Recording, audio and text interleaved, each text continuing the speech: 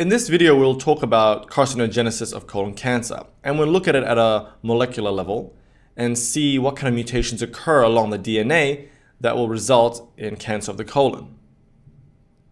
So we begin by looking at normal colon cells that have their blood supply.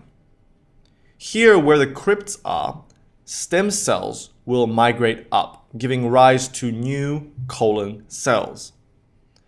If we look into the genetic material of one of these stem cells, their genetic material is DNA, which is found in chromosomes. The DNA is all tangled up around histones. If we remove the histones, here we can see the DNA. In a normal colon cell, there is a balance between what's called histone acetylation and histone methylation. Histone acetylation means that there is better access for transcription factors to the DNA. Histone methylation means that there's decreased access for transcription factors to the DNA. So there is repression. Therefore, if there is a lot of methylation, certain genes may not be activated. So looking at the histones here, we have a balance between histone methylation, Me, and histone acetylation, AC. Now, an important enzyme to know is HDAC, which is histone deacetylase. This enzyme essentially removes an acetyl group from the histone. So here, the enzyme is removing the acetyl group from this histone. And HDAC is an important enzyme in decreasing access for transcription factors, essentially. Now, along the DNA, there are regions called promoter regions and non-promoter regions. Promoter regions are regions in the DNA that initiate transcription of particular genes, meaning the synthesis of RNA. Therefore, non-promoter regions are regions that contain no functional genes. In a normal cell, colon cell, there is approximately 70 to 80% methylation in non-promoter regions. But around the promoter regions, genes are usually unmethylated.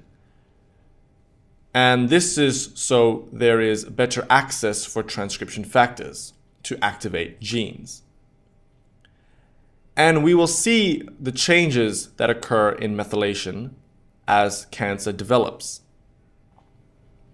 Now, in 80% of cases of colon carcinogenesis, there is an adenomatous polyposis coli gene mutation, or APC gene mutation.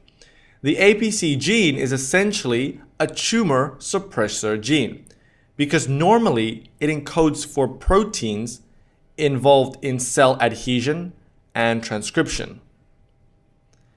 This APC mutation can result in one of these stem cells to become a potentially cancerous.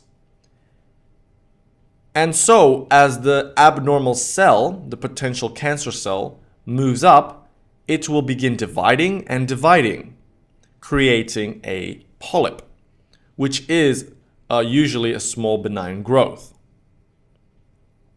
However, with more mutations, such as in 50 to 60% of colon cancer cases, there is activation of the KRAS oncogene, as well as more mutations of other tumor suppressor genes.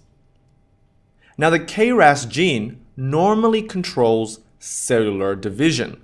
However, a mutation of the KRAS gene results in a KRAS oncogene, and thus cell proliferation.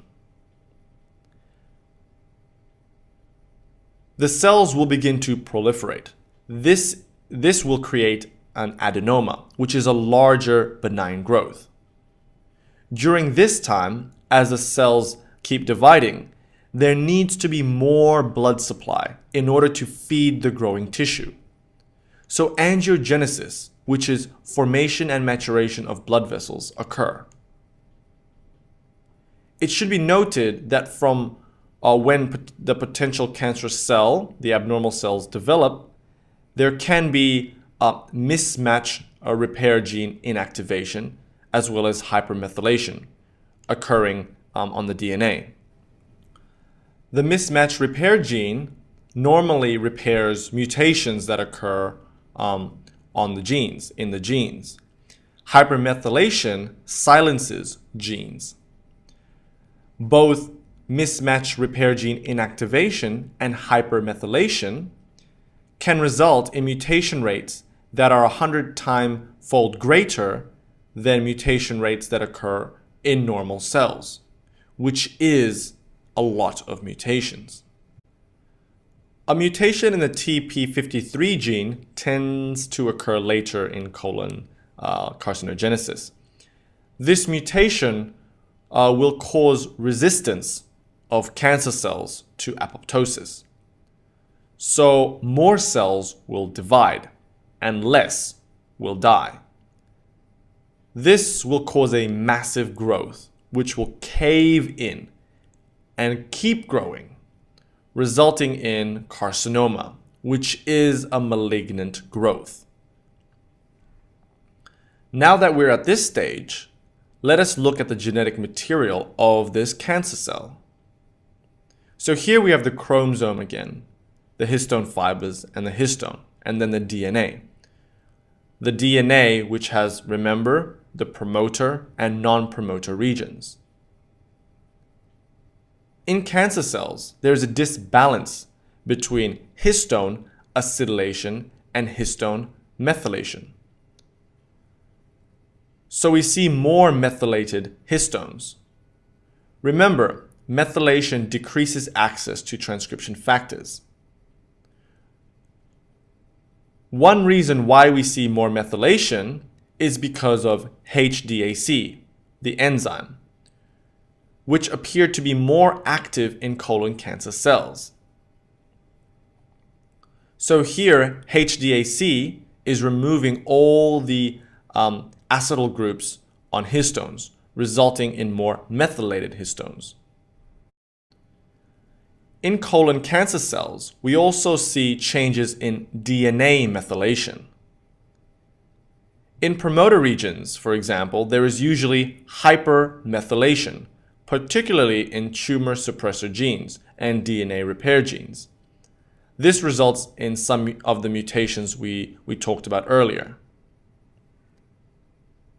And in non-promoter region, there tends to be fewer methylation.